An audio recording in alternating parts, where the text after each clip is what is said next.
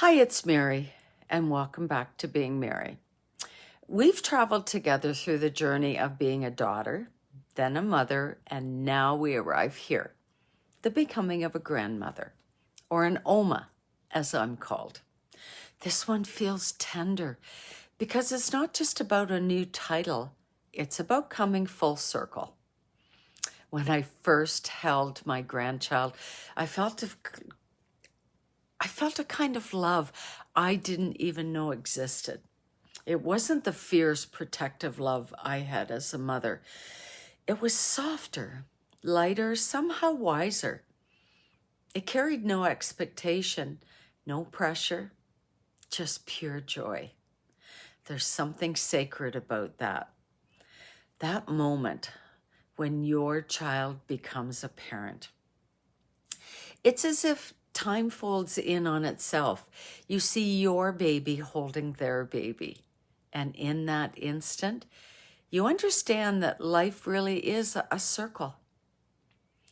Being a grandmother isn't just about spoiling the little ones, though I will admit that part is fun. It's about legacy, about witnessing, about standing back and letting the next generation take the lead, even when your instinct is to step in. You realize that the lessons you once taught your children have taken root. They're growing into their own families now, making their own choices, sometimes differently than we would have. And that's okay, might even be better. That's the letting go part. I've learned that being a grandmother is about presence, not direction. And sometimes that's a hard lesson to learn.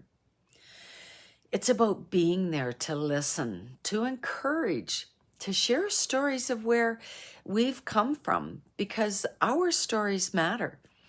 They remind the next generation who they are and where their strength comes from. Sometimes I look at my grandchildren and I see bits of myself, a familiar smile, a stubborn streak, a sense of wonder. It's humbling to realize that part of me lives on in them, just as part of my mother lives on in me. There's also a quiet freedom in this season. You get to love deeply, but without the daily responsibilities that once consumed you. You can show up with open arms and an open heart. You can play, laugh, and tell stories. You can pass down wisdom gently, like seeds in the wind. And in between those moments, you get to reflect on how far you've come, on the life you've built, on the family that grew from your love. Being a grandmother teaches you about time and about trust. Trusting that you did enough, that you were enough, that your love continues to ripple through generations long after your hands have let go. If you're a grandmother listening today, take a quiet moment to honor what you've given, not just to your family, but to the world. Your presence is the heartbeat of your family's story. And that is a legacy that lasts forever.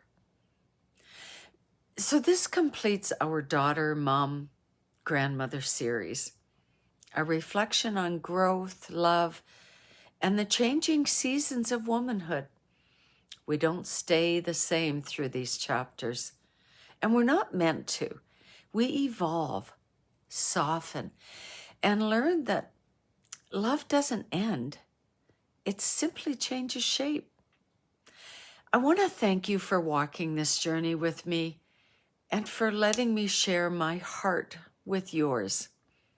And remember to keep walking.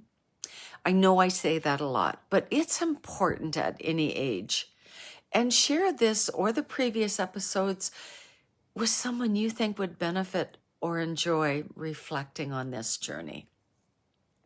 See you next time on Being Mary.